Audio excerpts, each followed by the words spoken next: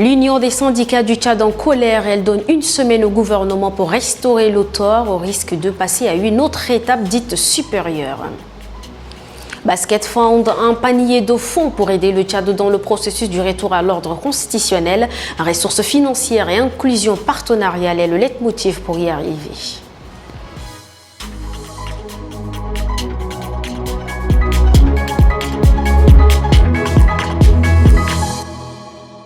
Bonsoir et bienvenue si vous nous rejoignez. Les centrales syndicales et les syndicats professionnels signataires du pacte social triennal du 4 octobre 2021 réclament le respect des clauses du dit contrat. Un document signé entre le gouvernement et ces derniers pour la bonne marche de l'administration au public. C'est une UST furieuse qui était en conférence de presse ce mardi 6 février à la Bourse du Travail. Le récit de Santa Capdana rendu par Guénaoudom Cynthia.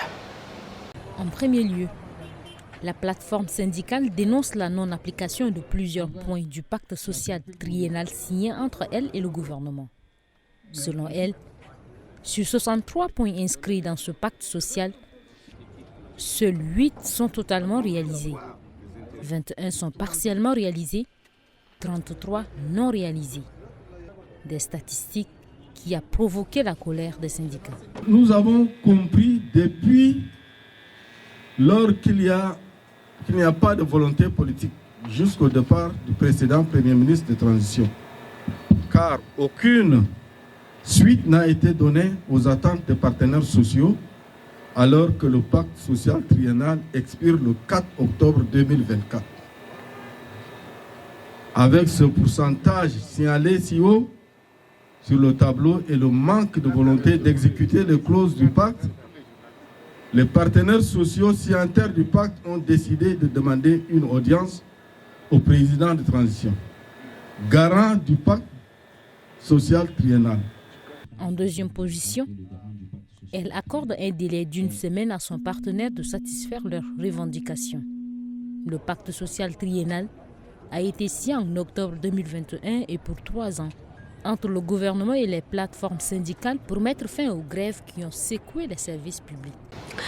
Dr Succé Masra évoque l'importance des ressources financières et l'inclusion du partenariat dans cette étape cruciale qui est la transition. C'est lors de la réunion du comité de pilotage du projet d'appui à la transition ce mardi à la primature. Les parties prenantes sont le ministère de l'économie, du plan et de la coopération internationale et le programme des Nations Unies pour le développement PNUD.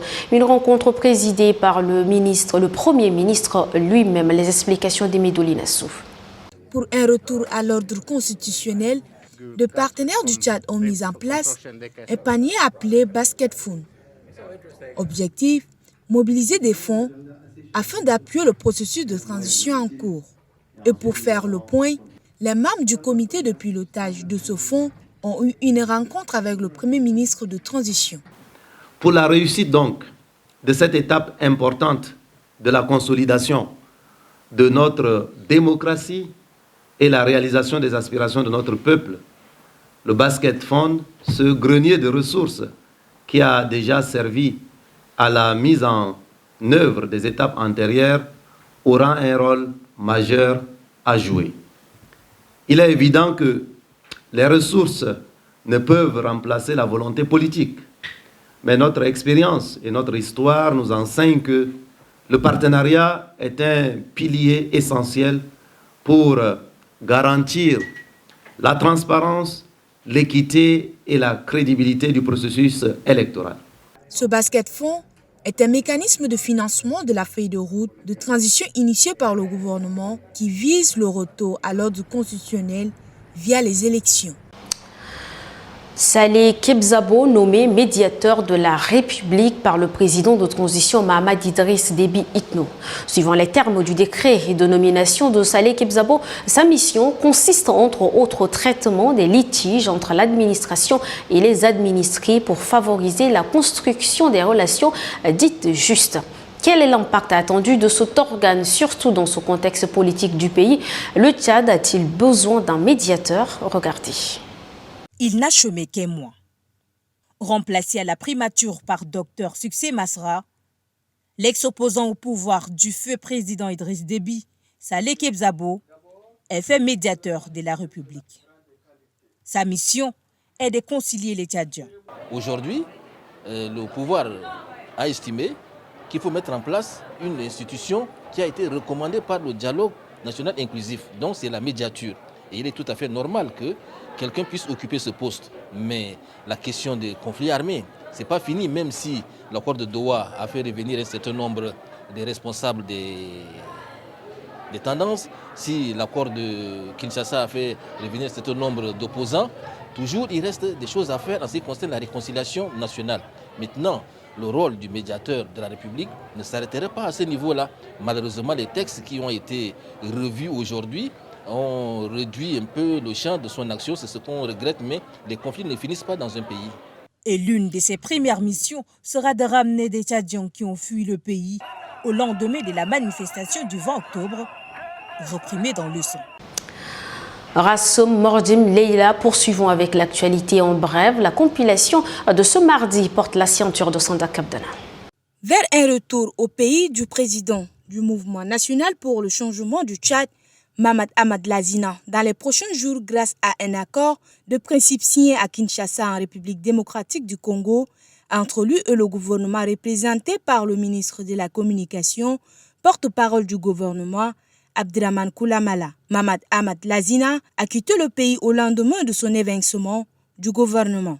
Alerté d'une tentative présumée de corruption d'un des cadres du ministère des Infrastructures et du Désenclavement par un entraîneur, le chef du département Aziz Mamad Saleh exige que des procédures légales et administratives soient engagées pour que toute la lumière soit faite et que les responsabilités soient situées.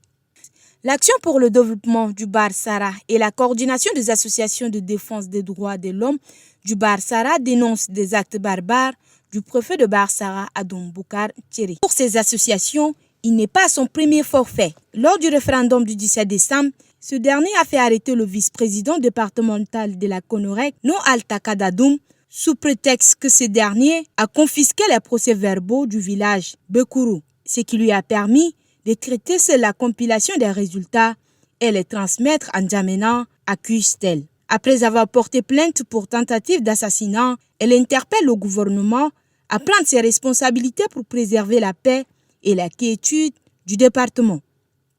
Abidjan, en Côte d'Ivoire, le ministre de la Jeunesse et des Sports, Bravo Waidou, a eu une séance de travail le dimanche 4 février 2024 avec les responsables de la Fédération internationale de football association FIFA et ceux de la Confédération africaine de football CAF. Au centre des échanges, la question du parachement du processus de normalisation du football tchadien. Les différentes parties, après échange, sont d'accord pour relancer le processus électoral dans les jours à venir. À cet effet, un chronogramme détaillé sera élaboré. Autre chose, sous le patronage du ministre d'État, ministre de l'Enseignement supérieur et de la Recherche scientifique, le CNRD, en collaboration avec ses partenaires, organise un colloque scientifique sous le thème « Femmes et enseignement supérieur au Tchad, acquis et perspectives scientifiques ». La cérémonie de ce colloque s'est tenue à Farcha, dans le premier arrondissement de la capitale. Plus de détails avec Judith Kamtar.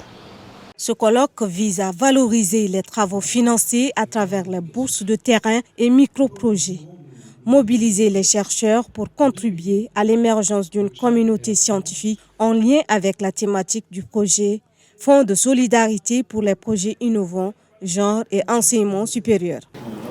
Si on considère la répartition par grade, l'écart est criard. En effet, statistiquement, on n'a que 3,4% d'enseignants-chercheurs de rang magistral, parmi l'ensemble des professeurs titulaires ou maîtres de conférences habilités à diriger les recherches. Au grade de maître assistant, les femmes ne représentent que 3,4% et au grade d'assistant d'université, elles représentent environ 4%.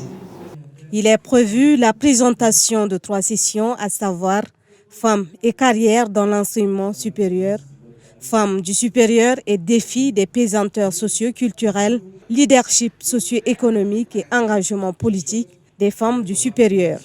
L'ambassadeur de France au Tchad encourage tout un chacun à donner la place aux femmes qui osent. Ce colloque vient donc à point nommé tant les questions d'égalité entre les hommes et les femmes au niveau de l'enseignement supérieur sont prégnantes, ici comme ailleurs, et notamment en France. Les défis pour renforcer la place et l'implication des femmes dans l'enseignement supérieur sont certainement nombreux, tant pour les étudiants que pour les enseignantes et les chercheurs, et que pour les responsables de formation et l'établissement d'enseignement supérieur. C'est un sujet de société qui a toute sa place, et je remercie à nouveau les autorités pour leur engagement constant. Cette rencontre est née du constat selon lequel, malgré les efforts fournis par les autorités, les femmes demeurent sous-représentées dans les emplois, particulièrement à l'enseignement supérieur. D'après le comité scientifique du colloque, sur 2700 enseignants-chercheurs, seulement 294 sont des femmes, soit environ 11% de l'effectif. Et dans la rubrique Notre regard, nous sommes en société, il s'oppose une préoccupation. Tisser une bonne relation est le choix de tous, cependant, connaître la sérologie d'un ou d'une partenaire permet d'éviter certaines maladies. Vous arrive-t-il de franchir ce cap avant toute projection? Écoutez ces points de vue. Un plaisir de 5 minutes seulement, vous allez prendre des médicaments durant toute la vie. Chaque jour un médicament, ce qui n'est pas aussi bien. Maintenant, pas seulement le VIH, je demande aussi aux couples et aussi aux partenaires de faire 5 examens avant le mariage. Ou bien ceux qui se baladent, n'est-ce pas, dans la rue. Il y a beaucoup de maladies. Par exemple, les électrophorèses, l'hémoglobine, qui détectent, n'est-ce pas, les maladies génétiques. Donc, tout ça, c'est des examens qui sont importants pour avoir un foyer heureux. Le dépistage est vraiment avantageux pour qu'il n'y ait pas une contamination en tant que telle. Et non seulement le VIH, nous appelons à tous les couples de faire leur dépistage tel que les TCG, les tests de compatibilité génétique pour éviter certaines maladies génétiques, telles que même la drépanocytose aussi. Et je l'exige à ma femme ou soit à ma copine dans le cadre de la prévention de la maladie. Il y a des maladies qui se transmettent sans se rendre compte que c'est transmissible. Donc il faudrait qu'on sache davantage qu'en faisant le test de dépistage, on prouve des maladies qu'on devrait éviter en sachant déjà.